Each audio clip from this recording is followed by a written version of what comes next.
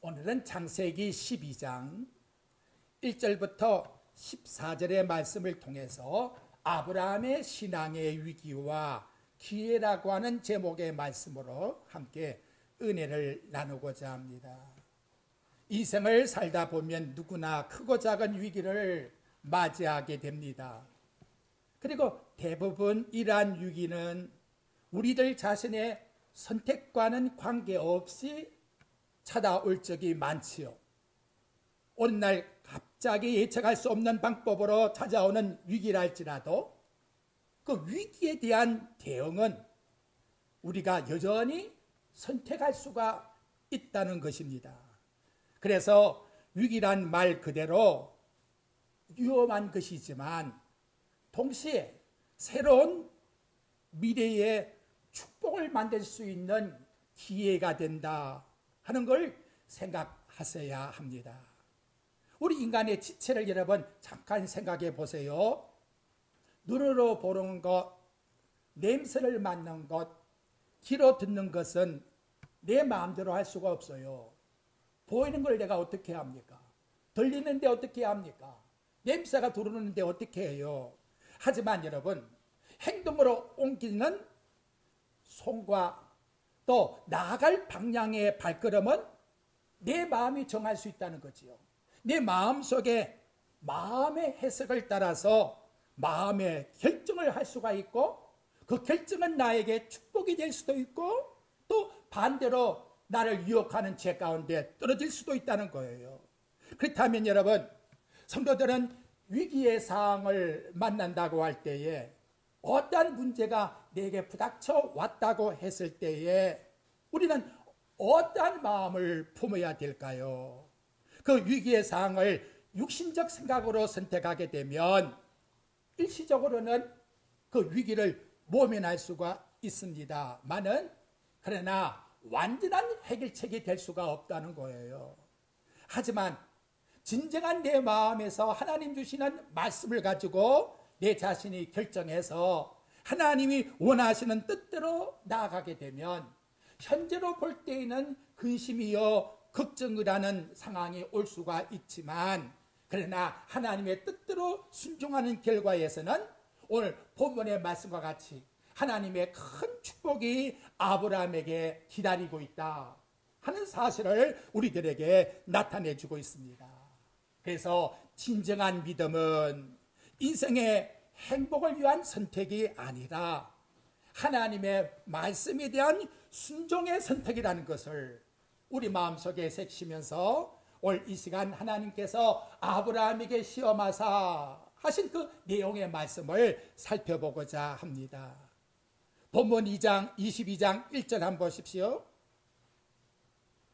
그 일 후에 하나님이 아브라함을 시험하시려고, 여기 내용에 보니까 시험하신 시기가 나왔는데 그 일 후에 라고 이렇게 1절에 나타나고 있습니다.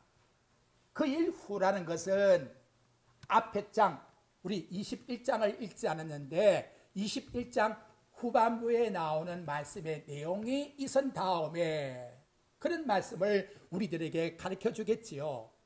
당시 그 아브라함의 상황을 보게 되면 그랄 왕 아비멜렉과 군대장관 비손이 스스로 아브라함에게 찾아와서 전에는 대적의 관계였는데 이제 우리 서로 화해하면서 화목관계로 삽시다 이렇게 화친의 약조를 하고 간 그 다음에 상황이라는 거예요.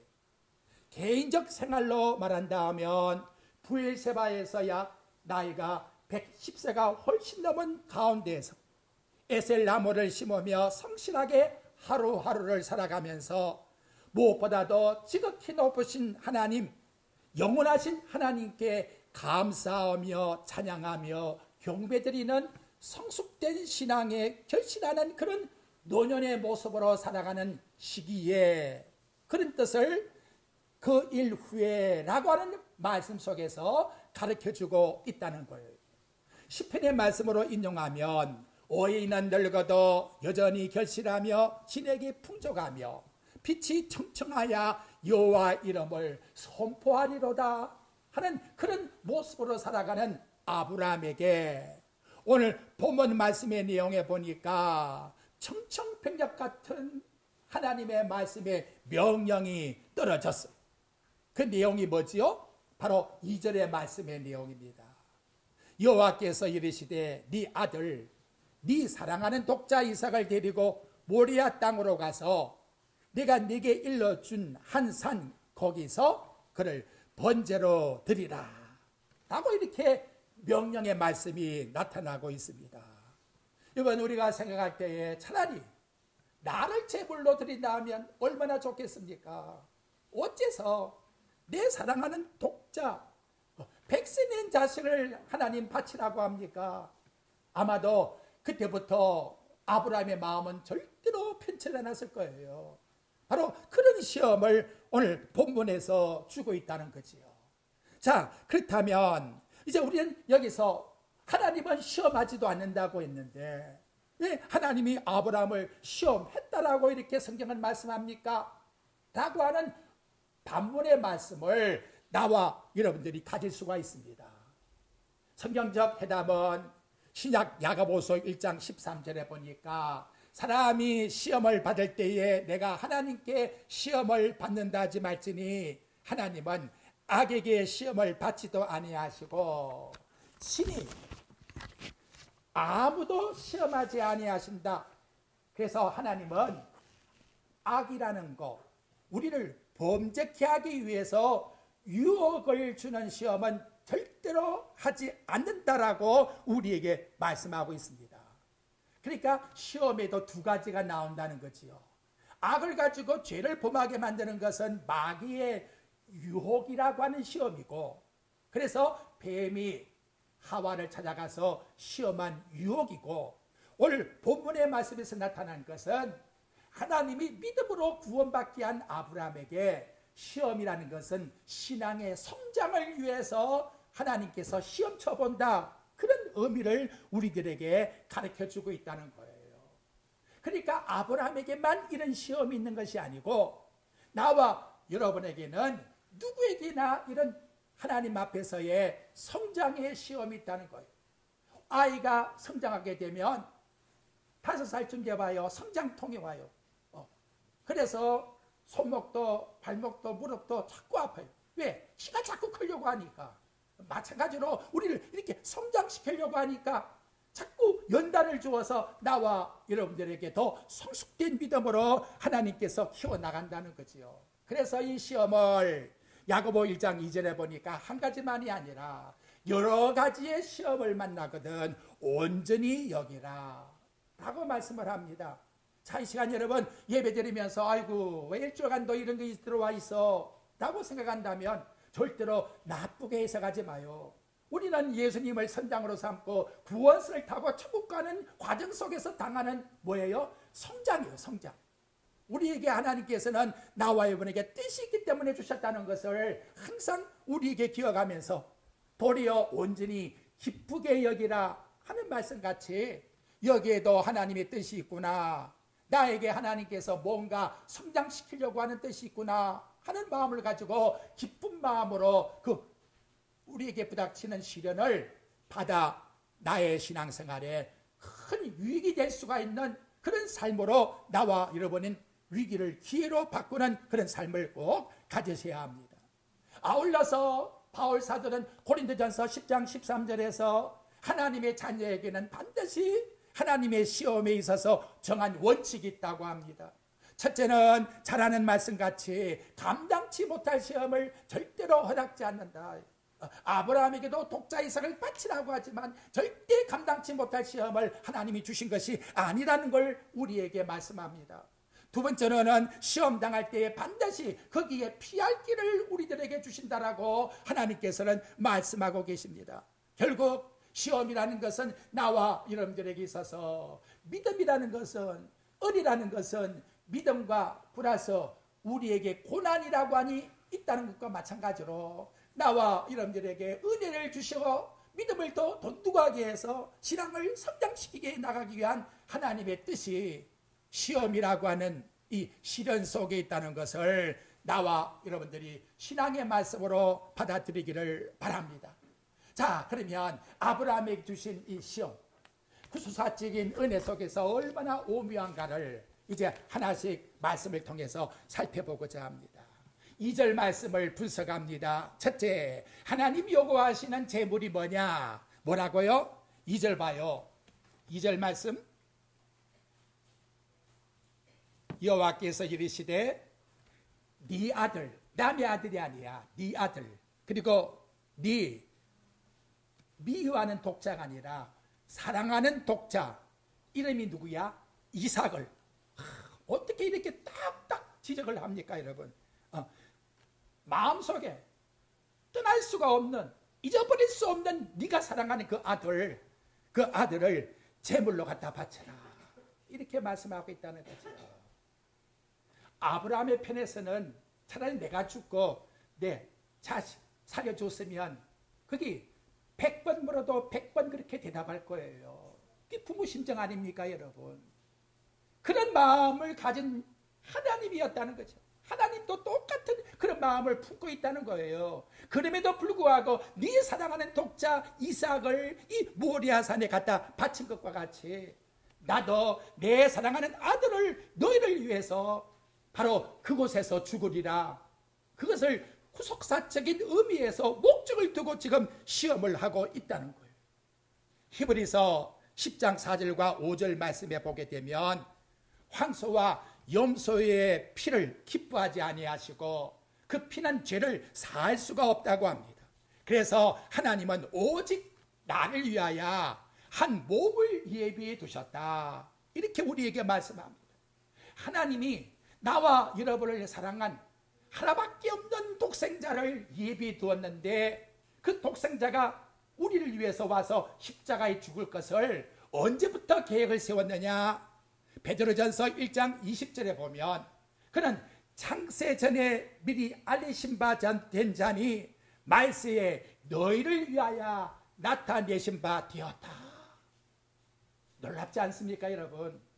아브라함에게는 독자 이삭을 갖다가 모리아산에 갖다 바치지만 하나님은 자기 아들을 이 세상 십자가에 죽일 것을 창세전부터 마음속에 품고 있었다는 거예요. 그 마음, 하나님의 그 사랑하는 마음을 만분의 1이라도 아브라함에게 깨닫게 하기 위해서 네 사랑하는 독자를 모리아산에 갖다 바쳐라. 이렇게 명령하고 있습니다.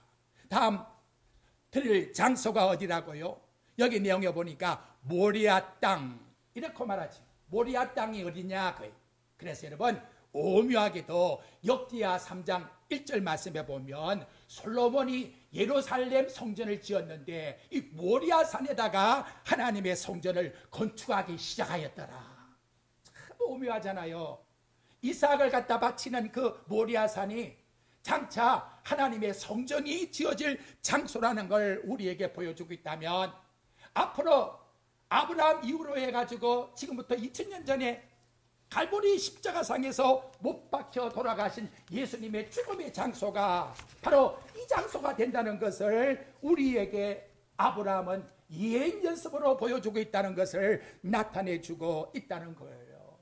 근데 그 장소를 향해서 나아갈 때에 여러분 4절 말씀을 한번 보십시오. 아브라함이 며칠 길을 갔다고 합니까? 예수님이 십자가에 죽으시고 땅에 며칠 동안 묻혀 있었지요. 본문에 보니까 제3일에 3일 부엘세바에서 모리아산까지 가려면 80km의 길을 가야 돼요. 남자의 걸음으로 약 25km씩 3일 동안을 갔다는 걸 우리에게 보여주고 있지요. 아브라함이 자기 아들을 데리고 갈 때에 마음이 어떠할까요? 3일 동안의 아브라함의 마음은 자식을 죽이러 간다고 하는 그 마음, 십자가상에서 죽어 땅속에 묻혀있는 죽음의 예수님의 모습과 방불한 사건이 지금 이 속에서 나타나고 있다는 거지요. 비록 몸은 살아있어도 이미 마음은 죽은 거예요. 왜? 죽이니까. 그런 안타까운 심정과 고통과 아픔을 가지고 한 발자국 이삭이는 뭘 짊어졌다? 장작나무를 짊어졌으니 장차 십자가를 지고 가는 예수의 모습으로 모리아산을 향하여 갈보리산을 향하여 올라가고 있는 모습을 우리들에게 나타내주고 있다는 거예요. 그래서 구약의 신학자들은 이를 일명 구약의 갈보리 사건이다. 이렇게 말하고 있습니다. 제사 드리는 방법을 보십시오. 2절 하반절 말씀에 내용해 보니까 뭐라고 하지요? 모리아산에 내가 이르러 한 산 거기서 그를 뭐로 드리라? 번제로 드리랍니다. 번제. 레위기 1장 3절과 4절에 보면 번제 드리는 방법이 나와 있어요. 그 예물이 소의 번제이면 흠없는 수것으로 회막문에서 여호와 앞에 기쁘게 받으시도록 드릴지어다. 그는 번제물의 머리에다가 안수할지니 그를 위하여 기쁘게 받으심이 되어 그를 위하여 속죄가 될 것이다. 참 오묘하게도 속죄라고 하는 단어가 번제 속에서 붙어 나와요. 번제를 드릴 때에 제주가 그 짐승의 머리에다가 안수하게 되면 그 자신의 모든 죄가 그 짐승에게 전가되어서 하나님은 받으시고 인간의 모든 죄악을 용서해 주시겠다고 하는 그 오묘한 제사의 방법대로 너가 하나님 앞에 나와 제물을 바치라. 결과적으로 예수님이 십자가상에 돌아가신 이 드림의 제물은, 즉 이삭의 이 제물은 우리 예수님이 나와 여러분을 위하여 죽으심을 예표하는 제물이 된다는 것을 우리들에게 나타내 주고 있다는 거지요. 바로 이 사건이 오늘 본문에서 제사의 방법 속에서 나옵니다. 자, 그렇다면 여러분, 이런 것이 이보다 덜하지만 내게 부닥쳤다면 나는 하나님 앞에 어떤 순종의 행동을 해야 될까? 이제는 아브라함이, 믿음을 가지고 있는 아브라함의 행동을 살펴봅니다. 적시 순종했다는 것. 여러분 3절 말씀을 한번 보십시오. 아브라함이 언제? 점심때 일어나, 아침에 일찍이 일어나. 참 이 본받을 바가 많아요. 하나님의 명령이 떨어졌는데 지체하지 않습니다. 머뭇거리지 않아요. 고민하지 않습니다. 변명하지 않습니다. 하나님 그래도 조금만, 이런 말이 전혀 없어요. 하나님 명령이 떨어졌기 때문에 적시 아침 일찍이 묵묵히 하나님 앞에 나는 뭐 할 뿐이다? 순종할 뿐이다. 이것이 믿음이에요. 하나님의 명령이기 때문에 순종할 뿐이다. 내가 감당할 수 있던 없던 하나님의 명령이기 때문에 결심하고 행동으로 옮기는 이것이 성숙된 하나님이 칭찬한 아브라함의 믿음의 모습이라고 말씀해 주고 있습니다. 오늘 이렇게 살기를 신약에 나와 여러분 갈보리산 예수 그리스도의 구원받은 하나님 자녀들에게 나타나는 믿음의 행동이 이렇게 살아야 된다는 거지요. 그래서 히브리서 12장 2절에 보면 믿음의 주여 온전케 한 예수를 바라보자 이렇게 말씀합니다. 믿음에 가진 사람은 감당할 수 없는 시험도 와요. 또 손해볼 수 있는 시험도 와요. 또 정말 어떻게 할까 당황할 수밖에 없는 그런 시험도 와요. 하지만은 아브라함이 모리아산을 향하여 올라가는 그 모습처럼 예수님이 십자가 지고 온전히 순종해가는 그 모습처럼 하나님 앞에 온전한 순종을 가지고 자신의 행동이 나타나게 된다는 것을 우리에게 가르쳐주고 있다는 것입니다. 나의 갈 길 다가도록 만사형통하리라고 하지요. 만사형통이라는 말이 무슨 말일까요? 모든 일이 다 형통해서 그저 기쁨만 있다, 좋은 일만 있다, 그런 말로 말하는 만사형통이 아닙니다. 거기에 나타나고 있는 크리스비가 벌써 날 때부터 이 눈이 어두워져 가지고 평생을 가시적으로 보지 못하는 그런 사람으로 살았는데 얼마나 힘들었을까요? 성경이 우리에게 말씀해 주고 있는 만사의 형통이라는 것은 좋은 일이든 나쁜 일이든 손해를 보든 내게 있어서 장애가 있든 어떤 고통과 아픔이 있든 어떠한 상황 속에 있다 할지라도 하나님의 뜻대로 내가 순종해 나가는 그 삶 자체가 나는 만사의 형통, 그렇게 해석을 해야 된다는 거예요. 하나님이 내게 말씀했기 때문에 나는 거기에 순종해서 살고 있다. 그게 만사의 형통이에요. 더 이상 더 큰 복이 없다는 거예요. 그로 인해서 내가 손해를 보고 죽는다고 해도 오히려 그것이 나로 인해서는 내 인생 여정의 만사형통의 믿음의 복이다 라고 해석을 하고 따라가는 삶이 바로 오늘 우리에게 요구하시는 아브라함 같은 믿음이요 만사형통의 믿음이라는 해석을 나와 여러분들이 꼭 가지셔야 합니다. 그래서 여러분, 믿음이라는 것은 내 머릿속 이성 생각으로 판단해서 믿음으로 살아가는 게 아니에요. 하나님의 말씀이기 때문에 나는 하나님 앞에 순종할 뿐이다 라고 하는 자세를 우리 마음속에 가지셔야 합니다. 다음 여러분, 제사를 드리는 아브라함의 모습을 보십시오. 3절 하반절입니다. 거기 내용에 보게 되면 3절 말씀 내용의 하반절에 보니까 번지에 쓸 나무를 쪼개어 가지고 떠나 하나님이 자기에게 일러 주신 곳으로 가더니, 일러 주신 곳, 모리아 산도 얼마나 봉우리가 많겠어요. 나이가 지금 약 130에 가까운데 산에 올라가는 것만 해도 힘든데 3일 동안도 얼마나 힘들게 왔어요. 근데 하나님이 지시하는 장소까지 올라가서도 거기까지 갔다라는 걸 우리에게 말씀하지요. 근데 중간에 어떻게 합니까? 5절 말씀만 보십시오. 아브라함은 참 영적으로 밝은 사람이에요. 가다가 중간에서 누구를 남겨놓아요? 아브라함이 종들에게 이르되 너희는 나귀와 함께 여기 기다리라. 내가 아이와 함께 저기 가서 뭐하고? 예배하고. 여러분, 예배 드리는데 왜 종을 안 데리고 가고 아이를 안 데리고 갈까요?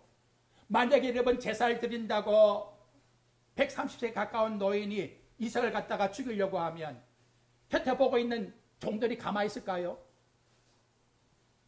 이 노인이 정말로 정신이 이상되었구만.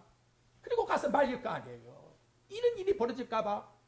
만약에 나귀가 그 옆에 있었다면, 지금까지 이삭을 태우고 다닌 나귀가 주인을 모를까요? 주인이 죽으면 어떻게 할까요? 얼마나 난리를 칠까요? 아브라함은 예측했어요. 여러분, 예배라는 거 여기 나오죠. 예배. 나와 여러분에게 있어서 방해거리는 없어야 돼. 하나님 앞에 주일날 나와서 예배 드릴 때에 중도에 방해거리가 있고 시험거리가, 아이고 저 어떻게 하나. 만약 그 생각이 잠겨 있다면 예배가 온전하지 못해요. 아브라함은 바로 이것을 이미 알았기 때문에 어떻게 했다? 중도에 다 두고 오직 이삭과 당신만이 나무를 지어가지고 갔다는 것을 오늘 본문에서 나타내 줍니다. 근데 여러분, 더 마음이 아픈 것은 이삭이가 아브라함에게 중도에 물어봐요. 만약 자식이 나한테 물어보면 어떻게 하면 좋을까? 7절 한번 보십시오. 뭐라고 물어보는가? 점점 더 정점에 이르지요. 이삭이 그 아버지 아브라함에게 말하여 이르되 내 아버지여, 사랑하는 아버지여, 그 말 하니 그가 이르되 내 아들아 내가 여기 있노라. 이삭이 이르되 불과 나무는 있거니와 봄잘 어린 양은 어디에 있나이까? 나이가 20세 가까운 소년이 자기가 죽는 걸 몰랐을까? 여러분 한번 생각해 봐요.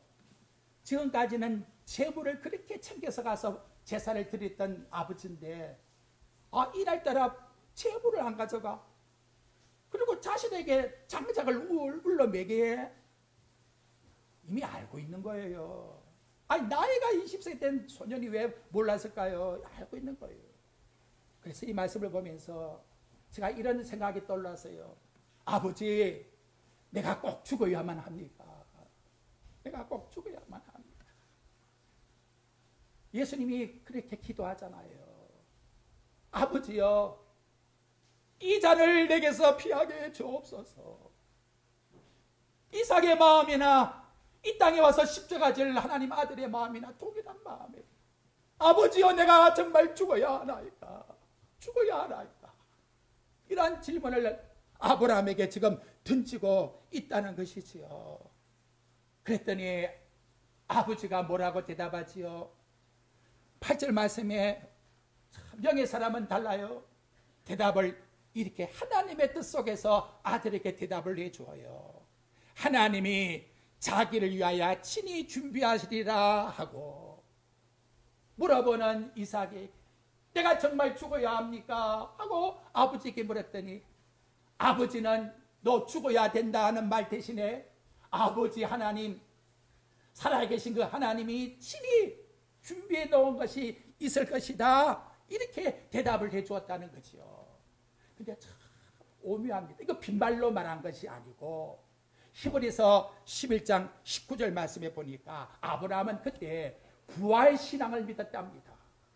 만약에 내 이삭이가 죽는다고 해도 하나님이 다시 이삭을 살려가지고 데리고 올 것이라고 아브라함은 믿었다. 이렇게 성경은 히브리서 11장 말씀에서 우리들에게 가르쳐주고 있다는 것이지요. 그걸 여기서도 그 의미가 나타나요. 꼭 이 말이 여러분 부활이 만약 안 됐다면 거짓말인데 이미 뭔가가 아브라함은 부활신앙을 예측했다는 거예요. 그래서 여러분 5절 한번 보십시오. 참 이 단어가 오묘해요. 그 하반절로 와요. 내가 아이와 함께 저기 가서 예비하고 그 다음 뭐라고 하지요? 우리가 너희에게 돌아오리라. 우리라라고 하는 말은 아브라함 혼자가 아니지요. 누구도 데리고 온다. 이삭도 반드시 내가 데리고 온다. 이걸 보니까 여러분 벌써 모리아 산에 올라갈 때에 아브라함은 뭐다? 부활신앙을 믿고 나갔다고 하는 신약의 말씀이 근거가 되고 있다는 걸 이 대답 속에서 우리들에게 가르쳐주고 있다는 거지요.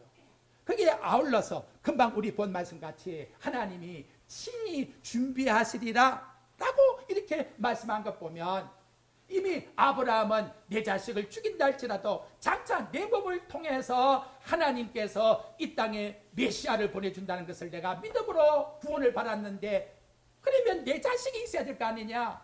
반드시 죽은 이삭이라 할지라도 살렸으라도 내 이 자식을 통해서 메시아가 탄생한다는 것을 믿었다는 것을 우리는 이 말씀 속에서 예측할 수 있고 그리고 히브리서 11장 17절과 19절 말씀에서 그것을 우리들에게 하나님의 말씀을 통해서 가르쳐주고 있습니다. 그 다음 사건으로 옮겨가 보십시오. 드디어 죽입니다. 10절 보십시오. 클라이막스에 와서요. 손을 내밀어 칼을 잡고 참 나이 20살 난 청년이 아버지 120살인데 툭 밀치면 넘어질 건데 끝까지 순종하는 그 모습 우리 예수님 아버지의 말씀 앞에서 죽기 위해서 왔노라는 그 말씀 끝까지 지키는 모습이 이 본문 속에서 이삭을 통해서 나타내주고 있지요. 다음 11절 보십시오. 이것이 장난치는 사건이 아니라는 걸 여기서 보여줘요. 어떻게 알 수 있느냐. 여호와의 사자가 하늘에서부터 그를 불러 이르되 아브라함을 몇 번 불러요. 아브라함아 아브라함아 하신지라. 이 장난 아니란 말이에요. 진짜 칼을 빼서 찔르라고 했다는 거지요. 바로 이러한 사건. 그래서 하나님이 천사를 통해서 아브라함이라는 말을 몇 번이나 2번씩이나 이 말씀을 통해서 가르쳐주고 있습니다. 저는 그래요. 조금이라도 인간의 사심이 1%라도 붙어 있었다면 아브라함이 정말 칼을 가지고 아들을 찌를 수 있었을까? 절대 순종, 절대 복종, 욕심의 욕망이라는 것은 완전히 죽여버리는 예수 그리스도의 온전한 순종의 모습이 아니라면 이렇게 될 수가 없다는 거죠. 사랑하는 성도 여러분, 등산하는 사람은 산을 정복하는 것이 목적이라고 하지요. 정치가들은 한자리 하는 것이 그들의 목적이요 정상에 오르는 것이라고 말하지요. 한데 이 시간 우리 최고의 신앙의 목적이 뭘까요? 세상의 야망이 아니에요. 오늘 본문의 말씀과 같이 너 죽으라 하면 죽을 수 있느냐. 하나님 앞에 아브라함이 이삭을 찔러 죽이려고 하는 순간처럼 이삭은 아버지 앞에 순종하여 죽으려고 하는 모습과 같이 하나님 말씀 앞에서 그리스도가 십자가상에 죽었으니 나도 그 십자가상에서 완전히 죽노라. 내 자신을 완전히 십자가 앞에 복종시키. 이것이 나와 여러분에 있어서 하나님이 원하시는 신앙의 믿음의 정상이라는 것을 본문의 말씀을 통해서 우리들에게 나타내주고 있습니다.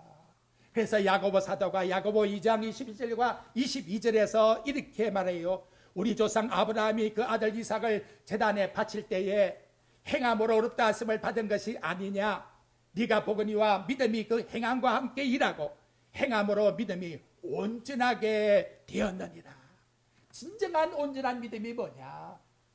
하나님 앞에서 완전히 내 자신이 죽는 것이 아니냐. 바로 이것이 하나님이 우리에게 원하시는 참된 믿음이라고 우리들에게 말씀으로 가르쳐주고 있다는 것이지요.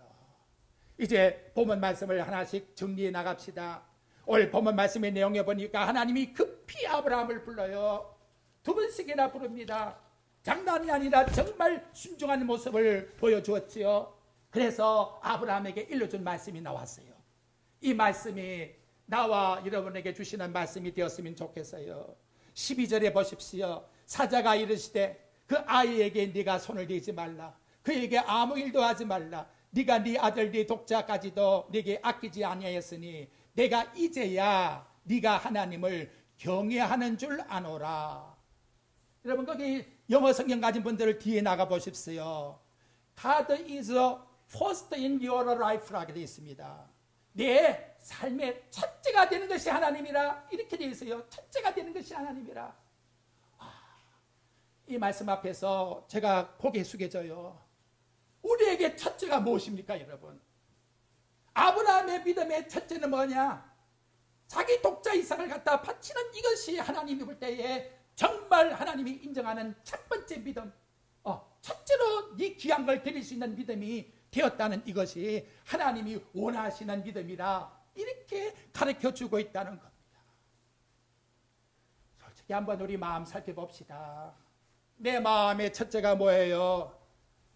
물질입니까? 좀 더 잘 살고자 하는 거예요? 좋은 환경이에요? 아니면 내가 바라고 있는 야망의 성취예요? 아무것도 아니에요. 아무것도 아니에요. 왜?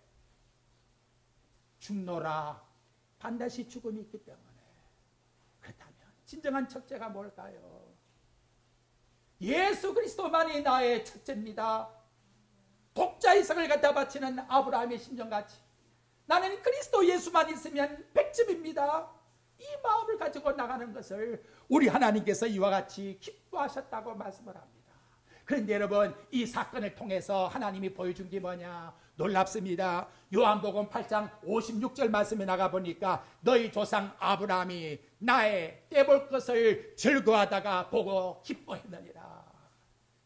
모리아산 정상에서 장차 여기에 갈보리 십자가상에 죽을 예수를 알았다는 거예요. 저 멀리 장차 그리스도가 태어날 그것을 바라보고 야고보 여기 나오는 아브라함은 기뻐하였느니라고 하나님이 친히 이 땅에 오셔서 이와 같이 말씀을 통해서 가르쳐주고 있습니다. 바로 이 사건이 아브라함에게 첫 번 크리스마스가 된 거예요. 첫 번 크리스마스가 아브라함을 통해서 그들은 받게 되었다는 거예요. 모리아산까지 올라갈 때 있는 번민과 걱정과 고통과 아픔 속에 올라갔지만 결과를 따져보니까 이것이 나를 사랑하시는 하나님의 사람이었구나. 나를 죄 가운데서 구원하기 위하여 하나님이 장차 이 땅에 독생자를 보내어서 여기에서 죽게 만드시고자 하시는 이행 연습을 나에게 사랑으로 보여줬구나. 얼마나 감격하겠습니까 여러분. 그 놀라운 감격의 은혜를 가지고 모리아산에서 내려왔다는 것입니다. 이 시간 우리 예배 마치고 돌아가면서 이 은혜에 놀라워야 돼요. 나 하나를 구원하기 위하여 창세전에 나를 선택하셨고 2000년 전에 갈보리산에서 나를 위하여 죽으셨고 아무리 비가 억수같이 쏟아져도 나를 향한 하나님의 사랑과 나에 대한 관심과 나를 위하여 나가는 여정에 변함없이 나를 사랑하신다는 거 묻습니다. 믿으십니까?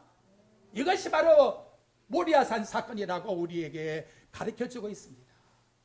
오늘 말씀 결론 맺습시다. 순종에는 중립이 있을 수가 없어요. 우리의 손과 발은 내 자아의 행동의 마음의 상태에 따라서 옮길 수 있어요. 믿음으로 반드시 결단하시기 바랍니다. 내게 시험이 있다고요. 그것은 곧 위기가 아니라 나에게 은혜를 주시고자 하시는 기회가 된다는 것을 기억하십시오. 내 신앙의 최고의 보물이를 바라본다고요. 갈보리 산에 가서 내가 죽는 것이 최고의 보물입니다. 야망을 바라보지 마시고 하나님 앞에서 내가 죽는다는 것을 생각하셔야 돼요. 그래서 바울같이 나는 날마다 죽노라고 말해야 돼요. 나와 여러분에게 하나님께서 주시는 이 놀라운 은혜의 역사의 사건 속에서 결론 맺읍시다. 아브라함은 여러분 과거, 현재, 미래를 믿은 게 아니에요. 다가오는 미래가 앞으로 오고 있다는 것을 바라보았다는 거지요. 오거스틴도 이런 역사관을 가지고 있어요. 앞으로 장차 도래할 하나님의 나라가 우리에게 오고 있다. 여러분은 어떤 삶을 살아가고 있습니까? 하고 살아간 것도 힘든데 현재도 못 살겠어. 앞으로 어떻게 살아? 이러한 삶을 살지 마시고 갈보리 산에서 우리를 위하여 구원해 주신 그 놀라운 하나님의 은혜에 하나님의 나라가 우리에게 다가오고 있다. 오늘도 나는 하나님 나라의 하루 가까이 나아가고 있다. 그 나라가 내게 다가오고 있으니 이제는 우리의 모든 삶의 생활이 하나님의 영광을 위해서 살아가야 된다. 그래서 끝맺음을 뭐라고 하느냐, 14절 말씀해 보니까 아브라함이 그곳 이름을 여호와 뭐라고? 이레라. 하나님의 나라가 도래하고 있다는 거지요. 하나님 나라가 미리 준비하신 축복이 도래하고 있다는 거예요. 수풀에서 양을 준비한 같이 앞으로 메시아를 준비할 것이고 우리에게는 하늘나라의 천국이 도래하고 있다는 것을 나와 여러분이 믿으시면서 이 땅에 살아가는 모든 생활 속에 하나님은 믿는 자에게 뜻이 있는 것이요 끝까지 나와 여러분을 위해서 책임지고 있다는 것, 그것은 전부 다 천국을 위한 우리에게 구원 사건으로 주신다는 것을 굳게 믿으면서 일주일 동안도 여호와의 일에는 나에게 도래하고 있다, 하나님 나라는 나에게 가까워지고 있다는 이 신앙의 소망을 가지고 날마다 승리하며 살아가는 삶이 꼭 되시기를 주의 말씀으로 축원드립니다.